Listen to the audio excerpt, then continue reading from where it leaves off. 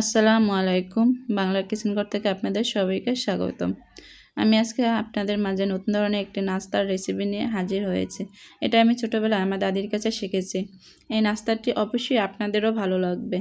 যদি আমার ভিডিওটি ভালো লেগে থাকে তাহলে অবশ্যই আমার চ্যানেলটিকে সাবস্ক্রাইব করবেন এবং আমার পাশে থাকার চেষ্টা করবেন। তাহলে চলুন দেখে নেই এটা কিভাবে তৈরি করতে হবে। আমি একটা বাটি নিয়েছি। বাটিতে আমি কিছু জর্দার রং নিয়েছি এবং এখানে আমি পরিমাণ মতো লবণ দিয়ে দিয়েছি, একটি ডিম দিয়ে দিয়েছি।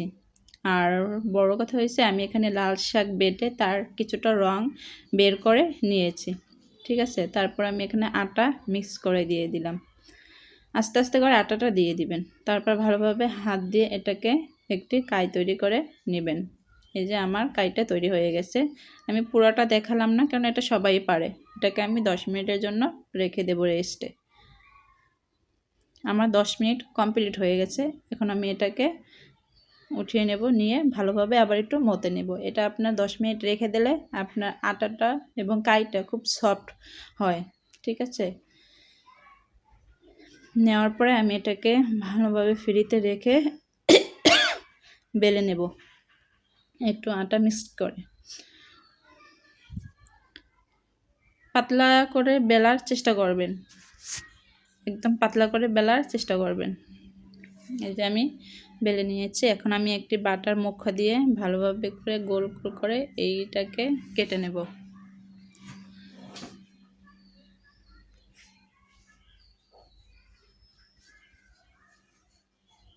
আমার পুরোটা কাটা শেষ।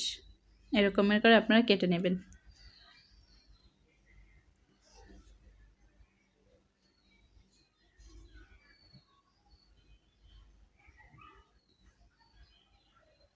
এখন আমি এখানে 4টি করে গোল করে কাটা রুটিগুলো নিয়ে নেব। কেউ 3টাও দিতে পারেন, কেউ 4টাও দিতে পারেন, কিন্তু আমি 4টা দিয়ে বানাচ্ছি প্রথমে।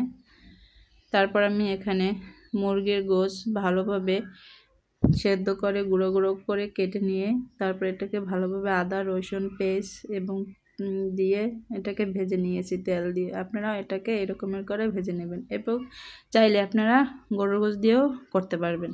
এখন আমি এটাকে আস্তে আস্তে করে বটে দেব।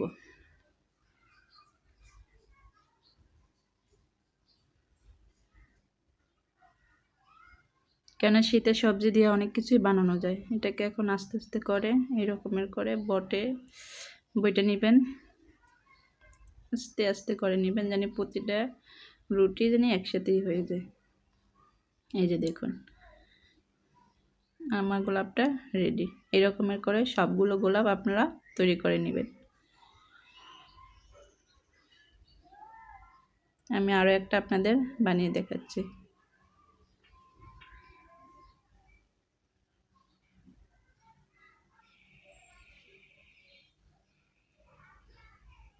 এরকম করে আপনারা সবগুলি বানিয়ে নেবেন।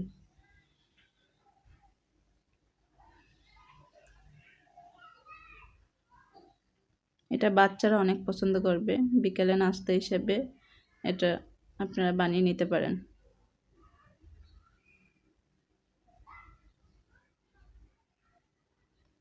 আর আমার চ্যানেলটিকে সাবস্ক্রাইব করে আপনারা আমার পাশে থাকার চেষ্টা করুন। আপনাদের একটি সাবস্ক্রাইব, একটি লাইক, একটি কমেন্টে আমাদের উৎসাহ করে এবং আরও নতুন নতুন ভিডিও নিয়ে আসতে আরও আগ্রহ জাগায় ভিতরে। এরকমের করে প্রতিটাই তৈরি করে নেবেন। এই যে দেখুন দেখতে কত সুন্দর।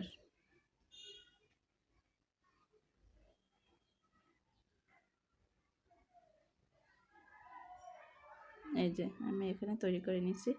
এখন আমি একটি পাত্রে এটিকে উঠিয়ে নেব। নেওয়ার পরে এটা আমি সেদ্ধ দিব। এটা তেলে ভাজবেন না, এটা সেদ্ধ। আমি একটি পাত্রে সেদ্ধ দিব। এই যে আমার সেদ্ধ হয়ে গেছে। এখন আমি আপনাদের মাঝে নিয়ে আসলাম। দেখেন দেখতে কত সুন্দর দেখা যায়। এটা খেতেও আসলে অনেক দারুণ লাগে। আপনারা বাসায় অবশ্যই ট্রাই করবেন। আর আমার সঙ্গে থাকার জন্য আপনাদের অসংখ্য অসংখ্য ধন্যবাদ।